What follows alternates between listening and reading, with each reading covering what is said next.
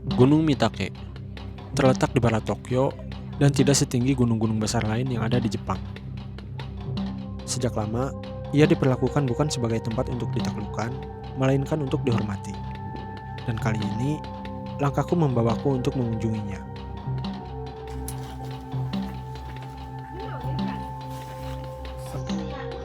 Kali ini aku ditemani Eka, rekan kerja orang Subang. Tempat asal kami gak jauh berbeda, dan bahasa yang kami pakai sejak kecil pun serupa. Untuk mencapai gunung ini, kami memerlukan waktu hingga 3 jam dari rumah perantauan kami. Dari kereta ke kereta, stasiun ke stasiun, dan waktu yang berjalan pelan pun, semuanya kami nikmati. Perjalanan seperti ini mengajarkan satu hal sederhana, bahwa untuk sampai ke tempat yang tenang, seseorang harus bersedia melewati kebiasaan yang ramai. Dan 3 jam ini pun memberi ruang untuk melepaskan peran, dari pekerja menjadi pejalan, dari rutinitas menjadi langkah yang lebih sadar.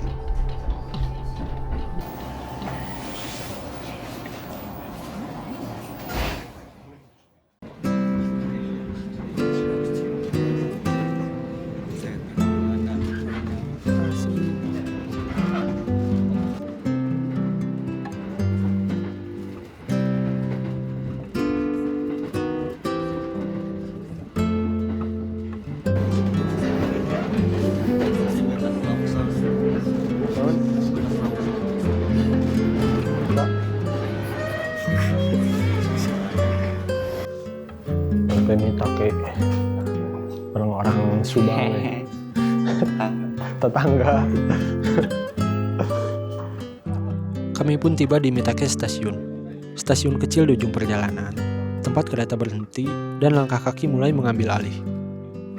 Saat melangkah keluar, udara terasa berbeda, lebih dingin, lebih bersih, dan tidak terburu-buru.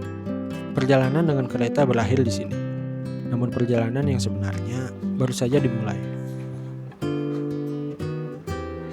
Suhu di sini lumayan dingin, sekitar 2 derajat, cuman karena mataharinya terik, jadi lumayan terasa hangat.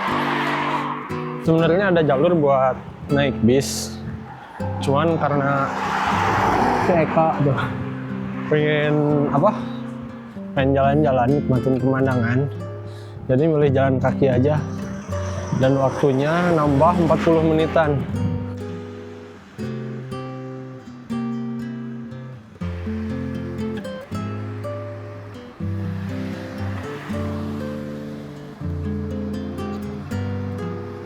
Oh, itu naon.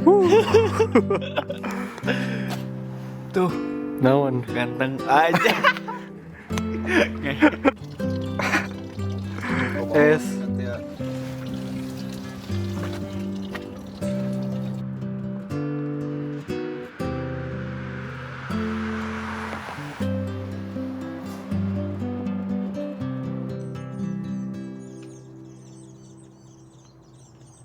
Asupan. Saking dinginnya. Wah, ini es asli ini. Buat masuk jalur pendakian dari sini tuh sekitar 2 kiloan lagi. Jadi masih lama, tapi nuansa gunungnya tuh udah kerasa banget. Dinginnya, terus pohon-pohonnya itu dikelilingin pinus.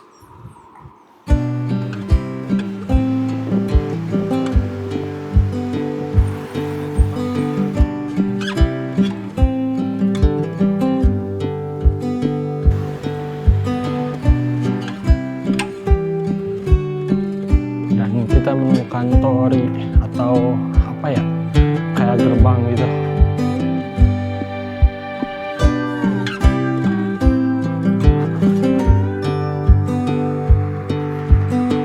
Karena Eka takut beruang, jadi kepaksa saya harus beli birbel ini, terus dipasang.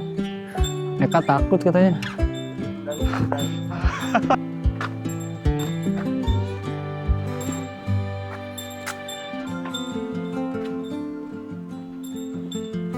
Kayak beruang, Kak. Beruang. Berung. Orang lain mah naik mobil nyampe sini. Kita mah hampir sejam jalan kaki, Kak. Mentak beli mobil.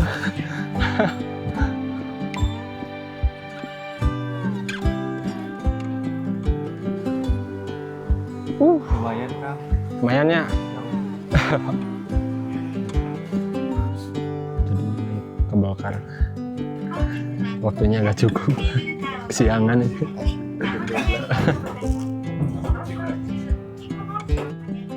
Kami tiba di gerbang pendakian saat jam menunjukkan pukul 12. Bukan waktu yang ideal untuk memulai perjalanan panjang dengan berjalan kaki. Waktu terasa mepet, bukan karena kami dikejar sesuatu, melainkan karena gunung selalu meminta kesadaran akan batas. Kami memutuskan untuk naik ke Belkar, bukan sebagai jalan pintas, melainkan sebagai penyesuaian.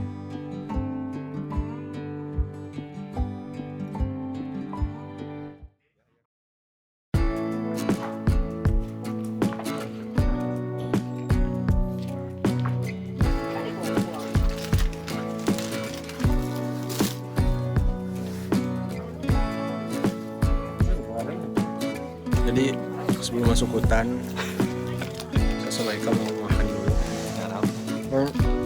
Rotinya kering banget ini. Di sini nggak ada gunungan. Luna pop mie ya di atas gunung ini tuh.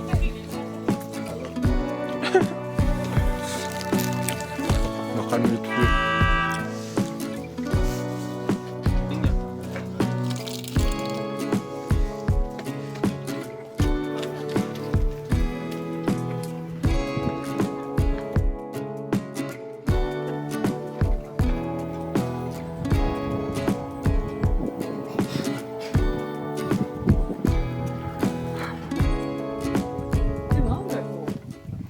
Nah ini baru mulai jalur pendakian. Setelah istirahat makan onigiri pada jeng teh seubeuh. Pop mie, mun aya mah pop mie di nogan.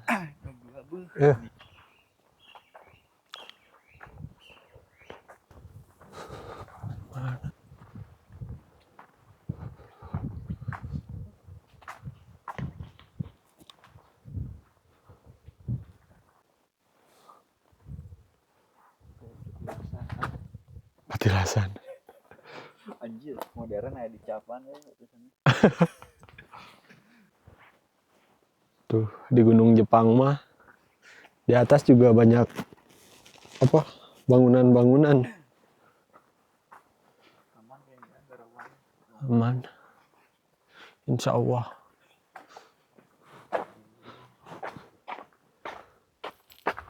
Silau cu.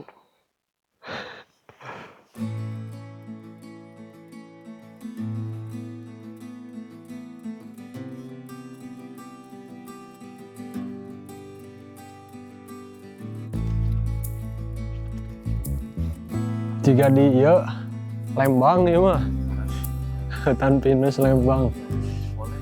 Cikole ya bener. Di Jepang mah ini aki-aki juga masih pada mendaki.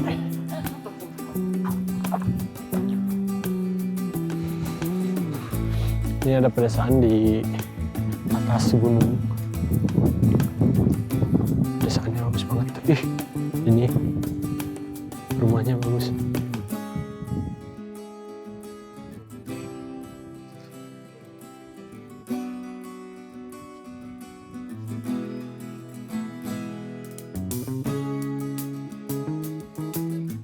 Jadi teman-teman, saking dinginnya daerah sini, embunnya juga jadi salju, jadi es. Ini keras banget. Dia yang ini, mantap kak, dinginnya mantap kak. Tuh,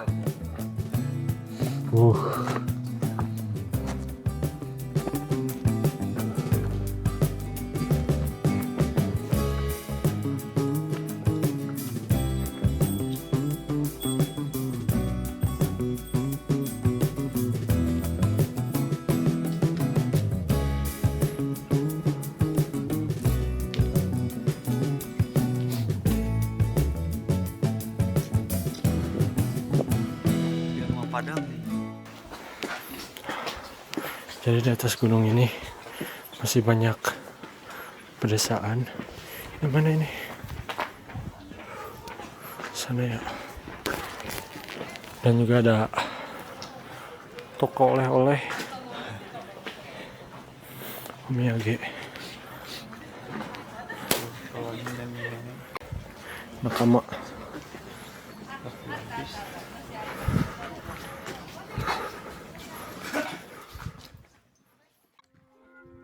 Akhirnya, langkah kami pun sampai di kuil Mitake. Kuil yang telah menjadi tempat ibadah sejak lebih dari 1000 tahun lalu.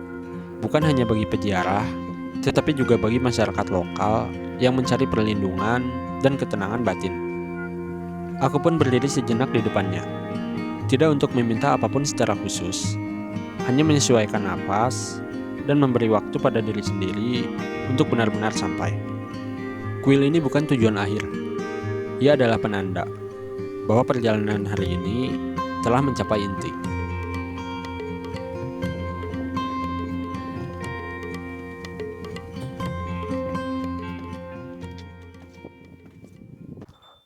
Jadi kami mau nyoba ke Rock Garden yang katanya itu batu-batu yang tersusun bagus gitu kayak di sungai, dan jaraknya sekitar 1 jam lebih dari sini. Semoga aja gak kesorean dan gak ada beruang.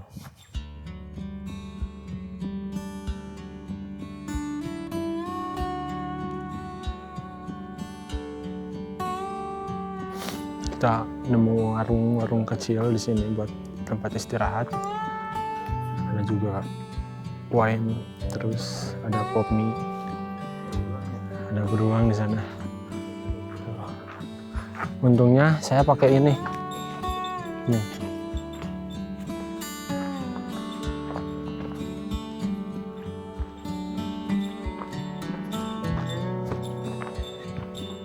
...800 meteran lagi ke Rock Garden. Berarti ke bawah ya. Oke, bismillahirrahmanirrahim. Nah ini gambarannya nih.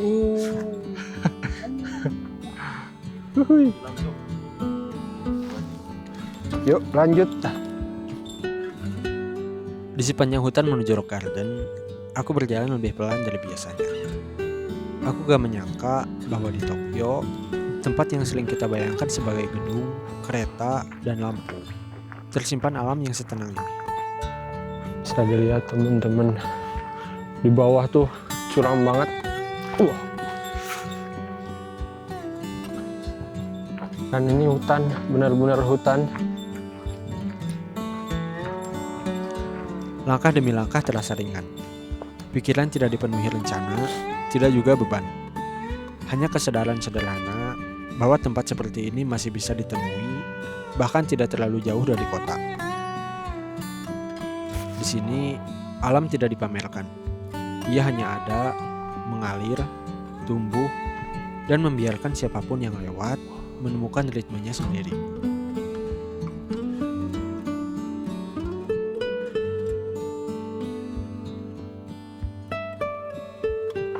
Jadi makin ke dalam, area hutannya tuh makin kerasa. Terus banyak pohon-pohon tumbang. Nah, kita baru ketemu lagi sama pendaki lain. Kita sapa ya. Konnichiwa. Sensei.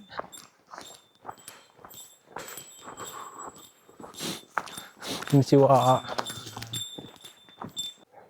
Jadi kita nemuin kayak apa ya, kayak hutan mati. Ini tuh pohon-pohonnya, daun-daunnya tuh udah gugur. Karena sekarang musim dingin, jadi udah pada turun semua tuh.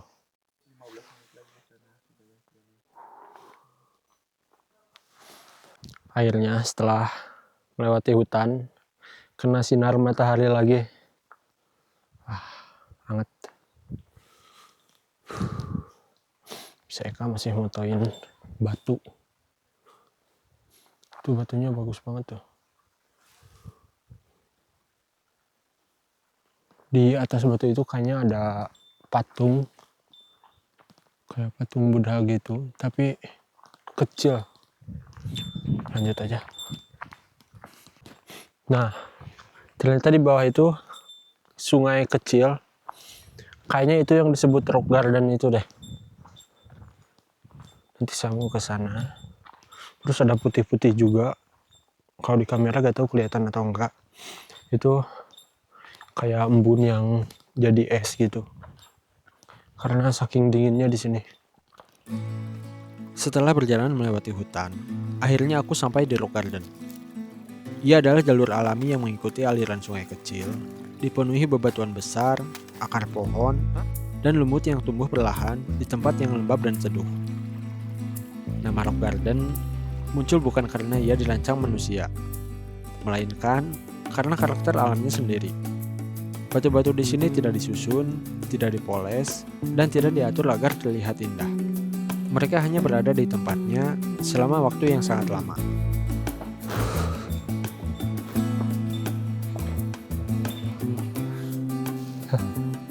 Jujur ini treknya adem. Jalan di pinggirnya sungai kecil.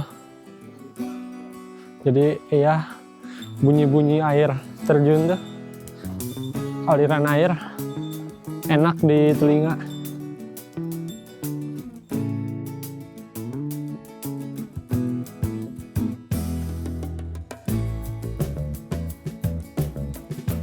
Istirahat bentar karena lumayan dingin, terus agak lapar juga, mau ngemil.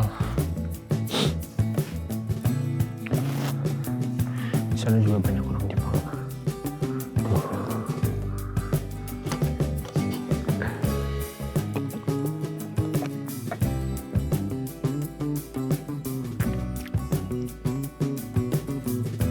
Kita lanjut perjalanan. Karena udah lumayan sore, 2:30. Yes.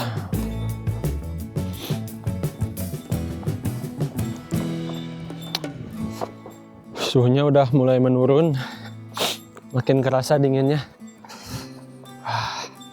Terus segera pulang.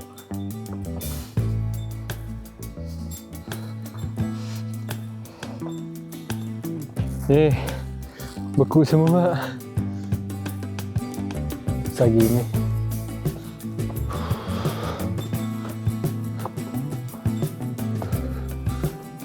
Toilet kayaknya itu. Bukan. Rumah. Oh ini air terjun. Airnya nyampe juga. Airnya gede.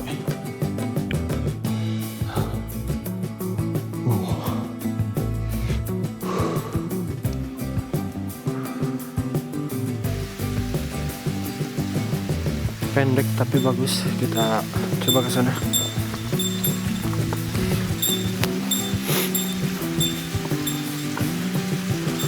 Ada tempat orang ibadah kayaknya. Itu es. Yang putih-putih itu air yang membeku, teman-teman.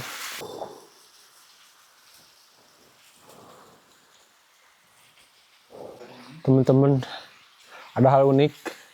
Jadi kalau kita agak dekat ke sini tuh hawanya tuh anget. Karena batu ya. Karena batunya. Tapi airnya dingin kayaknya. Soalnya ada esnya. Kenapa ya? Gak tahu aja keajaiban.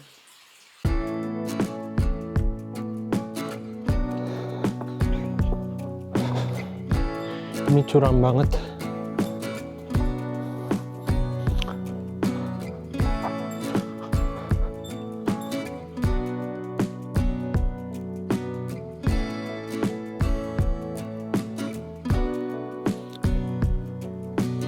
Jadi ada mitos orang sini, kalau kita ke Mitake tuh, kita tuh ada yang jagain, yaitu makhluk serigala gitu. Cuman nggak kelihatan sama kita.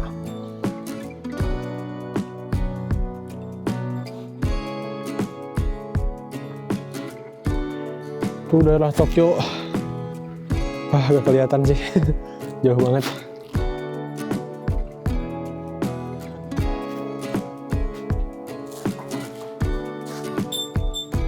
Kita lihat WC Jepang di atas gunung. Seproper apa? Wow. Kayak WC di hotel. Apa? Oh. Jadi kita di bawah. Video. Otsukare Eka. Lus. Ajas. Kamu saya lepek Kang. Aduh. Bagi saya kalau dicabut nih. Bulat. Gila. Jadi kita gak bakal nyampe puncak karena waktunya gak memungkinkan. Besok juga Eka kerja ya Kak. Kerja pagi.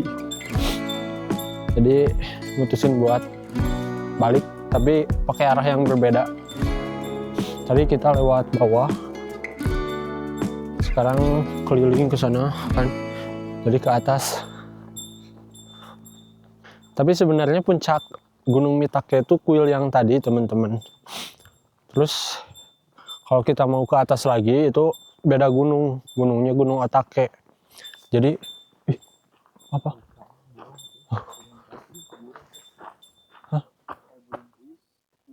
Oh. Jadi kalau mau ke puncak ya jalurnya Otake bukan Mitake. Jadi kesimpulannya perjalanan ke Mitake itu bukan soal puncak. Tuh kan, kalau Mitake itu gak ada ininya, gak ada apa puncaknya, langsung ke Otake.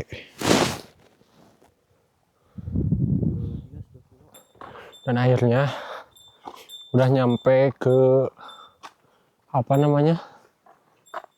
Apa ini teh? Ya Mitake Shrine yang tadi. Dan itu kota Bandung, kota Parahyangan. Pemandangannya Masya Allah banget. Jadi kita balik lagi ke jalur yang tadi pas berangkat ke kuil ini. Terus bakal turun. Ini ada kura-kura Kak. Duduk Kak, diangkat kura-kura Kak. Kura-kura itu duduk Eka tuh diangkat kura-kura.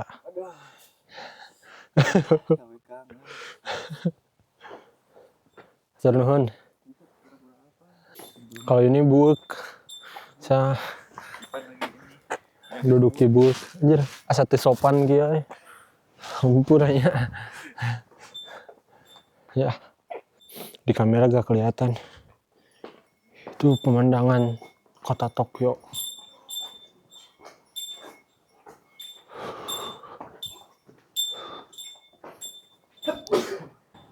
Kembali ke pemukiman.